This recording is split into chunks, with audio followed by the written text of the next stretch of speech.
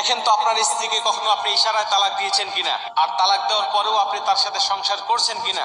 যদি কোনো স্বামী স্ত্রীর মাঝে তালাক হয়ে যায় আর ওই স্ত্রী যদি আবার মিলিত হয়, আবার যদি তারা সংসার করে, তাহলে তাদের আমল নামায় প্রত্যেকটা সময় জিনাহের গুনাহ উঠবে, চোখের গুনাহ হবে, হাতের গুনাহ হবে, সর্বসময় তাদের আমল নামায় জিনাহের গুনাহ উঠতেই থাকবে। দেখেন, মিলায় নেন যে আপনি কখন এরকম তালাক দিয়েছেন কিনা। তালাক মূলত দুই প্রকার, একটা হলো তালাকে সরি, আরেকটা হলো তালাকে কিনায়া। যেটা স্পষ্ট তালাক, তালাকে সরি মানে হলো স্পষ্ট তালাক, আর তালাকে কিনায়া হলো অস্পষ্ট তালাক। যেটা স্পষ্ট তালাক, এই তালাক সম্পর্কে আমরা সবাই জানি, যে বলে আমি তোমাকে তালাক দিলাম বা এক তালাক দিলাম বা দুই তালাক দিলাম, এরকম ভাবে যদি তালাক দেয় তাহলে সেটা স্পষ্ট তালাক হয়ে যায়। এক্ষেত্রে তার নিয়তের প্রয়োজন হয় না বা কোনো সাক্ষীর প্রয়োজন হয় না, তালাক দিয়েছে বাস তালাক হয়ে গেছে। আর যেটা তালাকে কেনায়া, যেটা অস্পষ্ট তালাক, এই অস্পষ্ট তালাকের ক্ষেত্রে নিয়তটার প্রযোজ্য। যেমন অস্পষ্ট তালাকটা কি, আমি তোমাকে মুক্ত করে দিলাম, আজকে থেকে তুমি তোমার রাস্তা দেখো, আমি আমার রাস্তা দেখি, তুমি তোমার বাবার বাড়ি চলে যাও, আমি তোমাকে রাখবো না, আমার ভাত তোমাকে খেতে দেবো না। এরকম ভাবে যদি কোনো স্বামী তার স্ত্রীকে বলে, আর ওই কথা বলার সময় যদি তার তালাক দেওয়ার নিয়ত থাকে, তাহলে রাসূল সাল্লাল্লাহু আলাইহি ওয়াসাল্লাম হাদিস থেকে এবং ফিকাহবিদদের মত অনুযায়ী এটাই বোঝা যায় যে তার তালাকটা হয়ে যাবে। যেমন একজন সাহাবীর ঘটনা আসছে, ইতিহাসে সাহাবীর নামটা অস্পষ্ট, তো উনি ওনার স্ত্রীকে একবার তালাক দিলেন, রাগের মাথায় তালাক দিয়ে ফেলেছেন। তালাকটা কিন্তু রাগের মাথায় হয়, অনেকেই তালাক দেওয়ার পরে হুজুর রাগের মাথায় দিয়েছি, এটা মনে হবে না।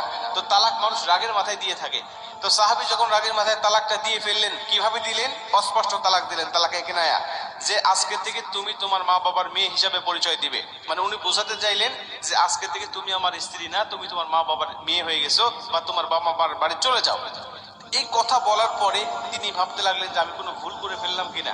উনি ফিকাহবিদদের কাছে গেলেন এবং গিয়ে জিজ্ঞাসা করলেন যে হুজুর, আমি তো এই অপরাধটা করে ফেলেছি, অন্যায়টা করে ফেলেছি, আমি কি করতে পারি? তো ফিকাহবিদরা তখন বলতে লাগলেন যে এই কথাটা বলার সময় তোমার নিয়তটা কি ছিল? তুমি কি তাকে তালাক দেওয়ার নিয়তে বলেছো, নাকি তুমি এমনিতে বলে ফেলেছো?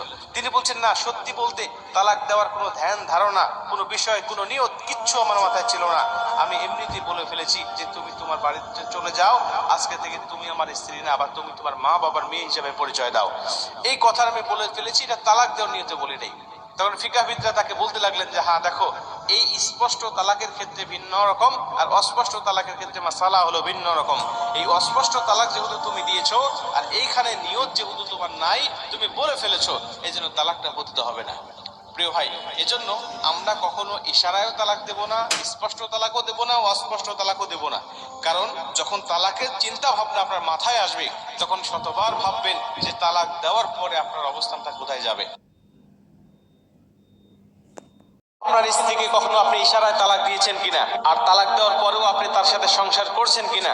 যদি কোনো স্বামী স্ত্রীর মাঝে তালাক হয়ে যায় আর ওই স্ত্রী যদি আবার মিলিত হয়, আবার যদি তারা সংসার করে, তাহলে তাদের আমল নামায় প্রত্যেকটা সময় জিনাহের গুনাহ উঠবে, চোখের গুনাহ হবে, হাতের গুনাহ হবে, সর্বসময় তাদের আমল নামায় জিনাহের গুনাহ উঠতেই থাকবে। দেখেন, মিলায় নেন যে আপনি কখন এরকম তালাক দিয়েছেন কিনা।